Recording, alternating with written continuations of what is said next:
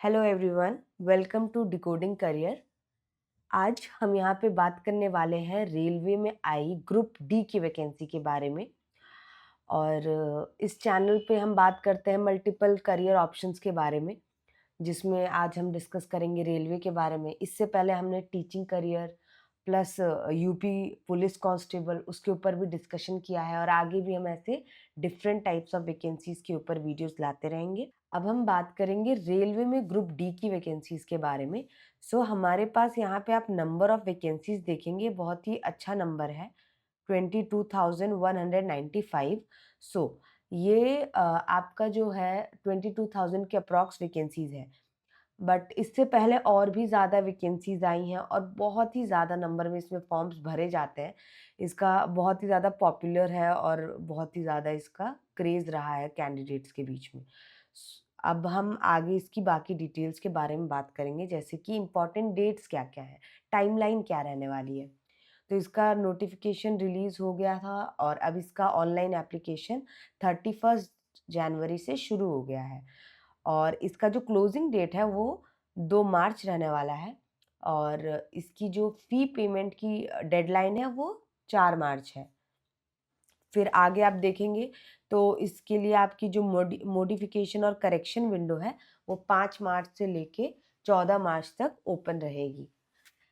इसमें एक बात जो ध्यान रखने की वाली है वो है आपका पहली चीज़ क्लोजिंग डेट, और प्लस आप इसमें लास्ट डे का वेट नहीं करेंगे, क्योंकि पूरे इंडिया से कैंडिडेट्स इस फॉर्म को फिल करते हैं, तो लास्ट में ये बहुत ही ज़्यादा साइट बंद हो सकती है और भी बहुत सारे प्रॉब्लम्स आ सकते हैं।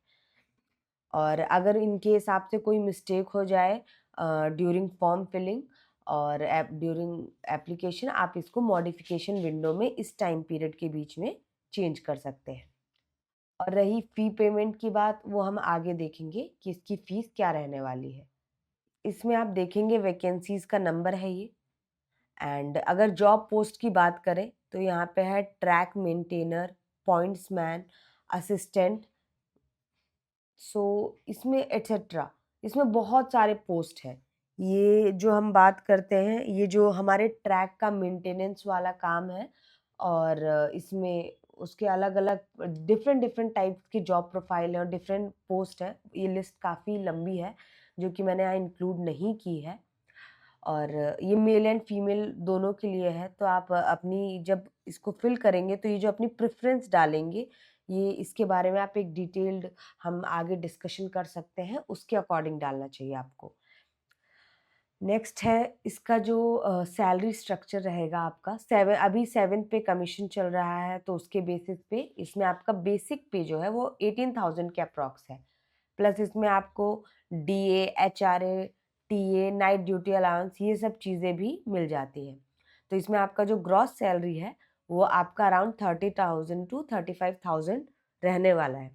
पर आप एक चीज़ नोटिस करेंगे, और वो ये है कि बहुत ही जल्द हमारे यहाँ पे जो सेंट्रल गवर्नमेंट की जॉब्स हैं, और वो 8th पे कमीशन यहाँ पे अप्लाई होने वाला है। तो जब 8th पे कमीशन आ जाएगा तो ये जो सैलरी है ये आप देखेंगे ये इससे बहुत ज़्यादा इंक्रीज़ हो जाएगी। ये बहुत ही अच्छा टाइम है अगर आप कोई गवर्नमेंट जॉब के लिए प्रिपेयर कर रहे हैं तो। इसमें आप क्वालिफ़िकेशन देखेंगे तो इसमें बहुत ही बेसिक क्वालिफ़िकेशन है, क्योंकि थोड़ा-सा जॉब रोल भी वैसा ही है। बट आई थिंक जो सैलरी हमें दे रहे हैं वो इसके अकॉर्डिंग बहुत ही अच्छी है, बजाए कि आप प्राइवेट में स्ट्रगल करें, है ना? इसमें आपकी क्वालिफ़िकेशन है या तो 10th पास या फिर आईटीआई होल्डर। 10th पास आप किसी भी बोर्ड से हो सकते हैं, और उसके बाद देखिए नेशनल अप्रेंटिसशिप सर्टिफ़िकेट, ये आपका मिनिमम एजुकेशनल क्वालिफ़िकेशन, आपका शैक्षणिक योग्यता रहने वाली है।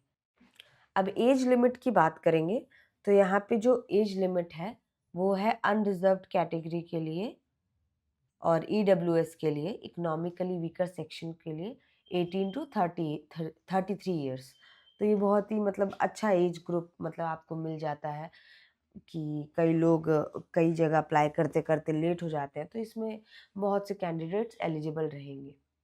और ये आपकी अपर एज लिमिट है कि आपका जो डेट ऑफ बर्थ है बिफोर दिस, इसी डेट से पहले होना चाहिए। देन आपको बाकी जो कैटेगरीज हैं उसमें रिलैक्सेशन मिलेगा, जैसे ओबीसी में और एससी एसटी में आपको एज रिलैक्सेशन देखना मिलेगा, और प्लस पीडब्ल्यूडी का भी। और आप ये देखेंगे कि जो एज कैलकुलेशन हो रहा है वो किस डेट पे आपके देखी जा रही है, 1 जनवरी 2026। तो इस बात का आप ध्यान रखेंगे। नेक्स्ट, हाँ, फीस की बात थी। तो इसमें जो अनरिजर्व जनरल वाले ओबीसी और ईडब्ल्यूएस की 500 रुपये फीस रहने वाली है फॉर्म फिलिंग की, और ये 400 रिफंड हो जाती है आफ्टर दी सीबीटी एग्जाम। आप उसमें अपीयर होते हैं तो ये रिफंड हो जाती है। देन जो एससी एसटी एक्स सर्विसमैन और फीमेल कैंडिडेट्स हैं प्लस पीडब्ल्यूडी वाले जो है, तो इनकी 250 रहने वाली है, और ये भी रिफंड हो जाती है आफ्टर अपीयरिंग इन दी एग्जामिनेशन। ठीक है, अगर आप अपीयर नहीं होते एग्जाम में तो ये नहीं रिफंड होती है। यहाँ पे हम बात करेंगे सिलेक्शन प्रोसेस के बारे में। तो इसका सिलेक्शन प्रोसेस 4 स्टेजेस में, stage 1, stage 2, stage 3 and stage 4। सबसे पहला जो रहने वाला है सीबीटी, कंप्यूटर बेस्ड टेस्ट रहेगा, और इसके जो मार्क्स हैं, ये ध्यान रखने वाली बात है, इट्स वेरी वेरी इंपॉर्टेंट। आपके सीबीटी के जो मार्क्स हैं वही आपकी मेरिट डिसाइड करेंगे, क्योंकि आगे ये जो आपका फिजिकल एफिशिएंसी टेस्ट है ये तो बस क्वालिफाइंग है, ये आपका क्या रहने वाला है, क्वालिफाई करना है बस आपको। फिर बस अगर आपका फर्स्ट स्टेज क्लियर हुआ, देन सेकंड आपका physical eligible efficiency test clear हुआ, उसके बाद आपका नॉर्मल डॉक्यूमेंट वेरिफिकेशन होगा, उसके बाद आपका मेडिकल फिटनेस होगा। ओके, फिर अगर सीबीटी की बात करें जो कि बहुत इम्पॉर्टेंट है आपको इसमें जॉब दिलाने के लिए, तो इसमें आप एक बार एग्ज़ाम पैटर्न पे ध्यान देंगे। सब्जेक्ट और मार्क्स, सब्जेक्ट जो है इसमें आने वाला है reasoning, general science, maths, general awareness. Reasoning जो है वो 30 मार्क्स की रहने वाली, इसकी सबसे ज़्यादा मतलब यहाँ पे वेटेज है, तो आप रीजनिंग पे ज़्यादा फोकस करेंगे। फिर उसके बाद हमारे पास जनरल साइंस, फिर हमारे पास है general maths, and then general awareness, और करंट अफेयर्स भी इसमें इंक्लूडेड है। तो आप देख रहे हैं कि जो लैंग्वेज की जिन बच्चों को दिक्कत होती है, स्पेशली हिंदी मीडियम के बच्चे जो स्ट्रगल करते हैं, तो इसमें आपका जो लैंग्वेज इंग्लिश है, जिसके चलते काफ़ी लोग को प्रॉब्लम भी होती है, तो वो नहीं है। इंग्लिश लैंग्वेज ऐसी कोई लैंग्वेज नहीं है। मेन है इसमें reasoning, then general science, then maths, then current affairs और सामान्य ज्ञान। और ये इसके सामने इनके मार्क्स भी लिखे हैं। ओके, अगर तो हमारे टोटल ये 100 क्वेश्चंस रहेंगे, टाइम रहेगा 90 मिनट्स। ठीक है, तो अपनी स्पीड बना के चलनी है। एंड नेगेटिव मार्किंग की बात करें तो यस, यहाँ पे नेगेटिव मार्किंग है, -1/3 की नेगेटिव मार्किंग रहेगी। और ये इसका डिटेल सिलेबस है, मैथ, रीजनिंग, जनरल साइंस, और ये जनरल अवेयरनेस और करंट अफेयर्स का। और फिजिकल एफिशिएंसी टेस्ट की बात करें तो इसमें मेल और फीमेल के लिए अलग अलग कैटेगरी मतलब क्राइटेरिया है।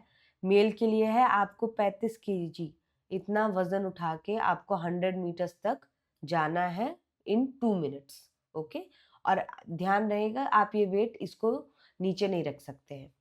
और दूसरा जो इसमें टेस्ट होगा आपका, वो है आपका 1000 मीटर की रेस, मतलब 1 किलोमीटर 4 मिनट 15 सेकेंड में, और इसमें आपको एक ही चांस दिया जाएगा।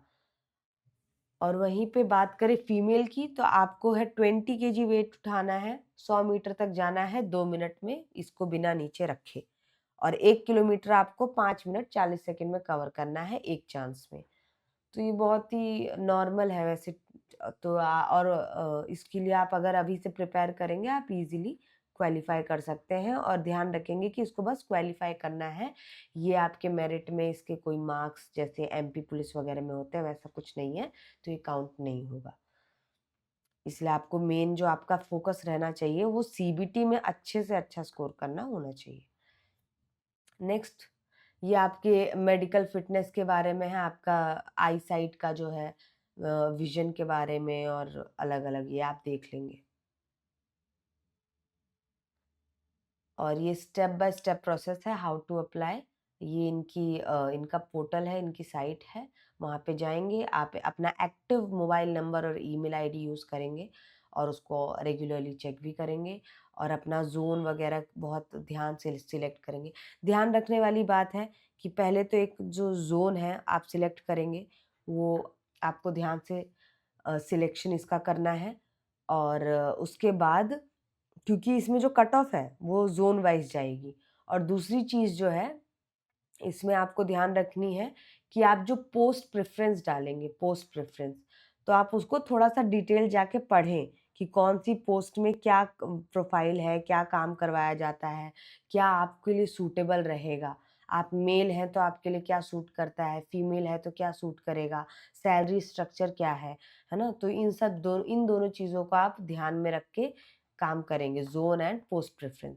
ज़ोन कहते हैं कि अलग-अलग जैसे कि कुछ है सेफ ज़ोन रहते हैं जहाँ पे जो ये है कट ऑफ है वो कम जाती है। पर मेरा मानना है कि आप इसको थोड़ा-सा अपनी बाकी चीज़ों क्योंकि ये उस बहुत से फैक्टर पे डिपेंड करता है कि कितने लोगों ने अप्लाई किया है, कितने लोग अपीयर हुए हैं एग्ज़ाम में और फिर क्या उनका मतलब मार्क्स रहा है, उन सब चीज़ों पे डिपेंड करता है। तो आप इनको थोड़ा-सा ध्यान देंगे दोनों चीज़ों को। Okay that's all. ये जल्दी से जल्दी कम टाइम में मैंने फिनिश करने का सोचा और ऐसे ही अलग डिफरेंट डिफरेंट टाइप वैकेंसी के लिए आप हमारे साथ इस पे जुड़ सकते हैं। Thank you.